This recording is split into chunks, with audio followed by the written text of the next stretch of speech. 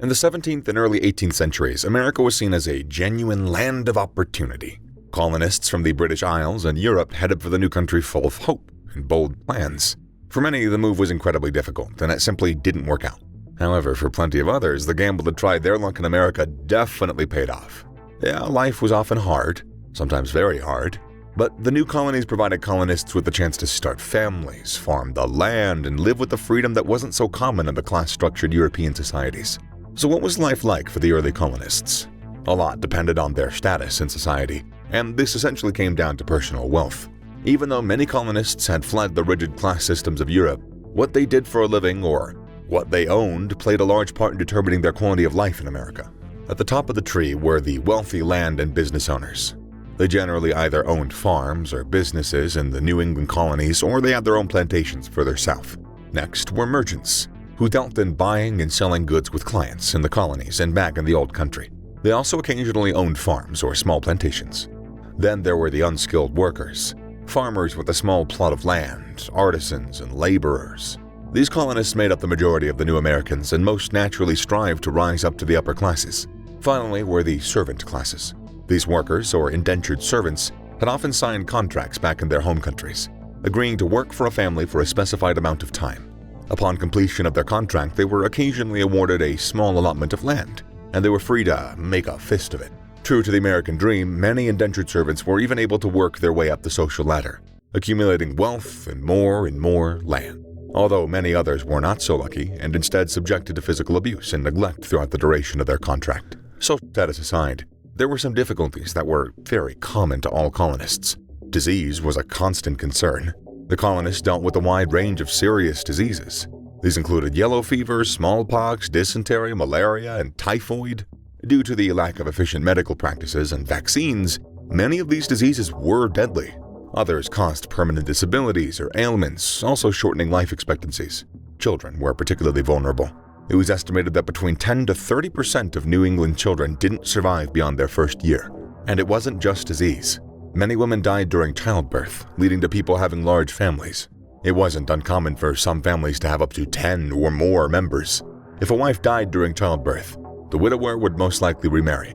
Families often consisted of a mix of stepchildren as a result. Attacks from Native American tribes were another very real danger for the colonists. Dispossessed from their land, robbed of traditional hunting grounds, and suffering from colonial diseases, many native tribes launched raids and attacks on colonists. Some raids were carried out to grab food, supplies, and livestock, while others were done purely for vengeance. One of the more deadly attacks came in 1622 in Virginia, when tribes launched a surprise raid on a settlement, killing 347 colonists. Religion was another thing that all colonists had in common. The Bible was the law of the land, and the Lord's word was very much gospel. Churches were regarded as the most important buildings in town, and everyone was expected to attend Mass on Sundays. To miss church or to be found working on the Sabbath was a considerable faux pas, and culprits were often punished or disciplined.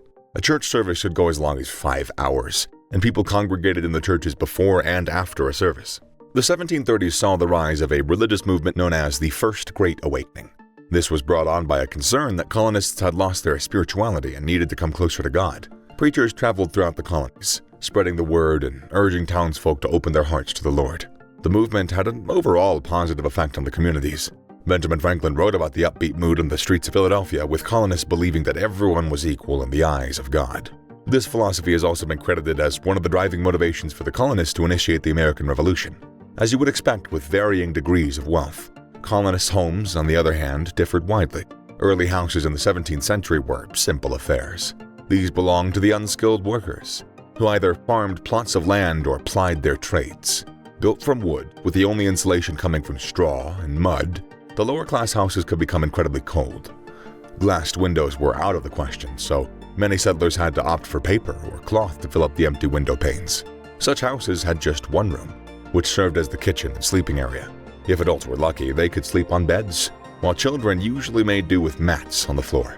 These houses were a fire hazard, and larger cities such as Boston were quick to outlaw them. Gradually, improved housing materials such as bricks and mortar became more readily available, and sturdier two-story houses were built. The upper classes enjoyed spacious dwellings, especially on plantations in the southern colonies.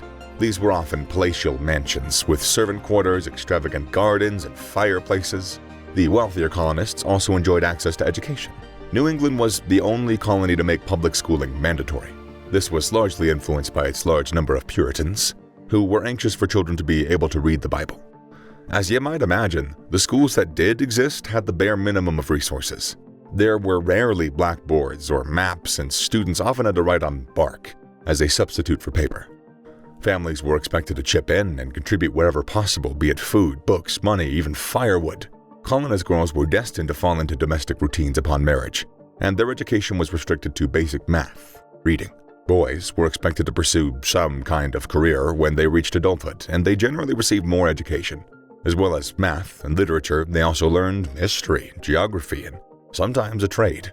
In colonies without public schooling, families simply did whatever they could. Many parents taught their children what they knew at home. Others pitched in to pay for tutors a few times or once a week. Children were introduced to a life of hard grinding right from the outset, regardless of class. That simply was the colonial way. A new life beckoned, but you had to work for it. Boys were put to work in physical labor, especially if they lived on a farm. Tending to livestock, planting crops, fencing, they did it all. Girls were steered to the more domestic chores, since that's what they would be doing when they're married. This might have included sewing and mending clothes and preparing meals, maintaining the house. All children did something. Even those under 5 might be summoned to collect firewood. Wasn't all work and no play, though. If they finished their chores, boys might be allowed to sneak off with toy weapons or play with toy soldiers. Girls enjoyed playing with dolls, often made from thatch and old pieces of cloth. Games we know today, such as tag and hide and seek, were also played. Adults certainly found time to squeeze in some leisure time as well. Colonial life could be hard, and downtime was crucial to maintain their sanity. Admittedly, this was more of a male pursuit, and the upper classes had more time and income with which to enjoy it. Men played billiards and bowling, and hunting was hugely popular. Women let their hair down by getting together for casual functions, such as dressmaking, cooking bees, or planning events for their community. Festivals and fairs were probably the most fun colonists had, and similar get-togethers are still enjoyed by Americans today. Everyone came together, regardless of social status, and they took part in the events and all the antics.